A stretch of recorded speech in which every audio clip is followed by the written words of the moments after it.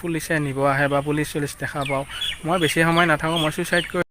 স্বাগতম জনালোঁ আকৌ এটা নতুন ভিডিঅ'লৈ গাইজ কেনে আছে আশা কৰোঁ সকলোৱে ভালে আছে মোৰো ভালে তো গাইজ আজি আমি কথা পাতিম ফিল্ম শ্ৰী ৰঘুপতিৰ বিষয়ে ফিল্ম শ্ৰী ৰঘুপতি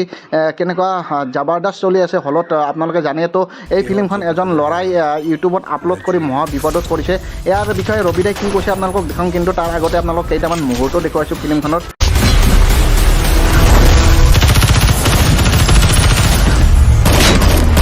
দোস্ত এনেকুৱা ফিল্ম এখন যদি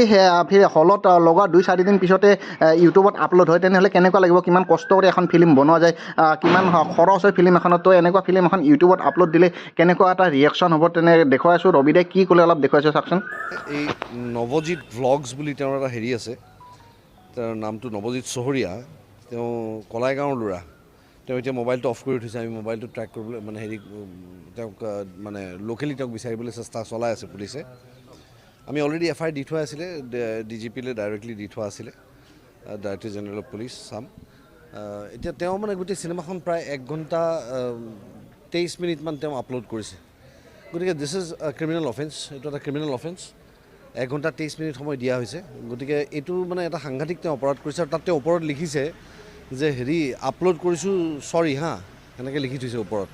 আৰু তলত তেওঁ দিছে যে যিমান পাৰে শ্বেয়াৰ কৰক আপোনালোকে যিমান পাৰে আপোনালোকে মানে নিজে চাওক চিনেমাখন খালি ৰিপৰ্ট নকৰিব দেই প্লিজ এনেকুৱা নিচিনা কথা কিছুমান লিখি পেলাই এইটো মানে একদম ফাউল ইণ্টেণ্ট তো গাইজ শুনিলে ৰবিদাই কি ক'লে ৰবিদাৰ বহুত খং উঠিছে ভিডিঅ'টো আপলোড কৰাৰ কাৰণে খং উঠাটো স্বাভাৱিক এনেকুৱা এখন ইমান টকা খৰচা কৰি ফিল্ম এখন বনোৱাৰ পিছত যদি চলি থকাৰ সময়তে যদি ইউটিউবত দিয়ে তেনেহ'লে খং উঠিবই তো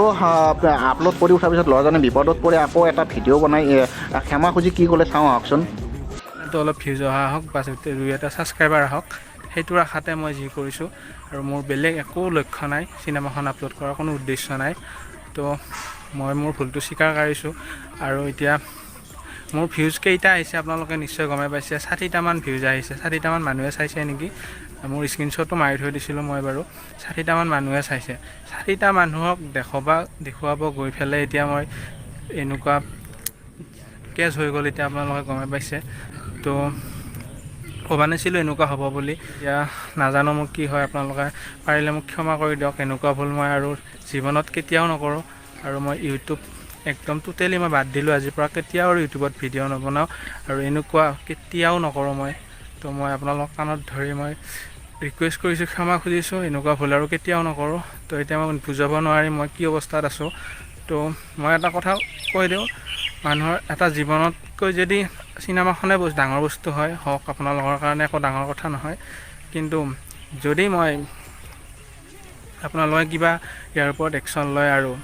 জেলত যাব লগা হয় বা কিবা কৰি পুলিচে নিব আহে বা পুলিচ দেখা পাওঁ মই বেছি সময় নাথাকোঁ মই সুইচাইড কৰি দিম মই সঁচাকৈ কৈ দিলোঁ এইটো কাৰণ মোৰ কাৰণে মোৰ ঘৰৰ মানুহবিলাক যাতে ঘৰৰ মানুহৰ যাতে একো অসুবিধা নহয় কাৰণ আমি এনেই দুখীয়া ঘৰৰ ল'ৰা ঘৰত একোৱেই নাই আমাৰ তো পাৰিলে ক্ষমা কৰি দিয়ক মোক